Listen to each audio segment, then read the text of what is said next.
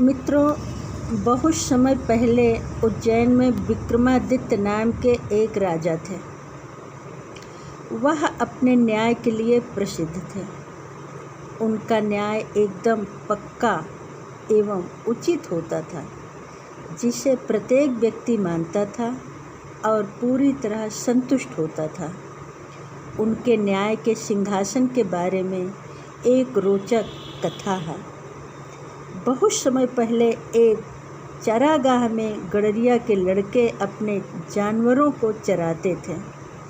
एक दिन एक गड़रिया के लड़के ने एक पेड़ के नीचे सिंहासन नुमा मिट्टी का एक उभार देखा। उनमें से एक लड़का उछलकर उस सिंहासन पर बैठ गया। अचानक वह गंभीर हो गया तथा अन्य लड़कों को आदेश देने लगा, मैं न्यायाधीश हूँ, अपने सारे झगड़े मेरे समक्ष लेकर आओ, मैं न्याय करूँगा। दूसरे गड़रिये के लड़के को यह मजाक लगा और आपस में झगड़ने लगे। झगड़ा उसके सामने लाया गया।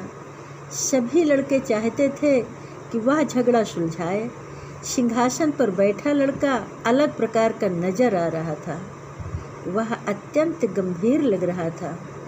उसने विचित्र आवाज़ में अपना फैसला सुनाया, जिसे सुनकर अन्य लड़के थोड़ा सा डर गए। फैसला एकदम न्यायपूर्ण था और सभी लड़कों द्वारा मान लिया गया। यह खबर पूरे गांव में आग की तरह फैल गई। लोग अपने झगड़े लेकर उसके पास आने लगे और संतुष्ट होकर जाने लगे। परंतु आश्चर्यजनक बात यह थी कि जैसे ही वह उस सिंहासन से नीचे आता, वह एकदम सामान्य गड़रिया लड़का बन जाता। यह खबर आग की तरह फैलने लगी। उज्जैन के राजा ने भी इसके बारे में सुना।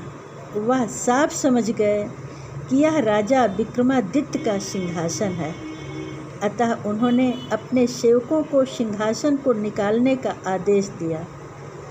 यह क्या था?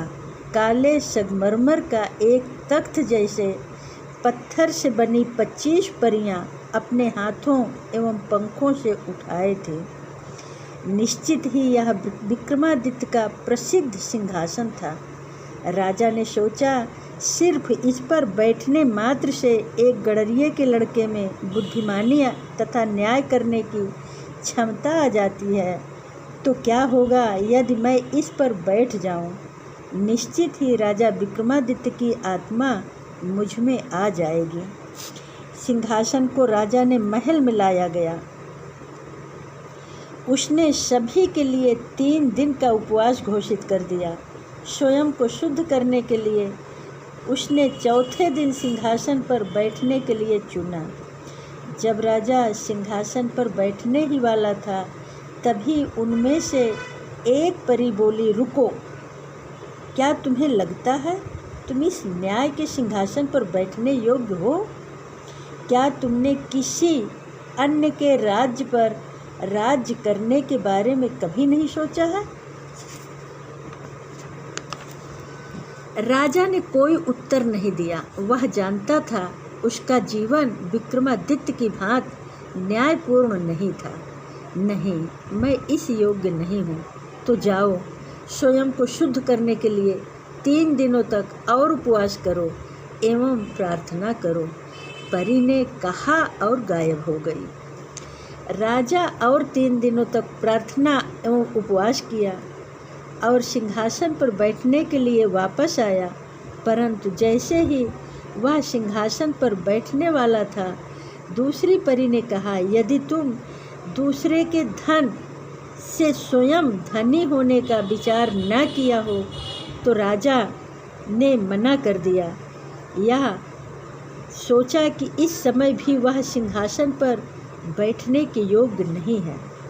दूसरी परी उसे स्वयं को शुद्ध होने के लिए कहकर उड़ गई। इस प्रकार सभी परियां उड़ गईं, परंतु जब राजा सिंहासन पर बैठने ही वाला था, अंतिम परी बोली, यदि तुम्हारा हृदय एक बच्चे की भांति शुद्ध है तो तुम इस पर बैठ सकते हो। नहीं, मैं इस सिंहासन पर बैठने के योग्य नहीं हूँ, राजा ने उत्तर दिया। परी, अंतिम परी सिंहासन को सिर पर उठाकर आसमान में उड़ गई।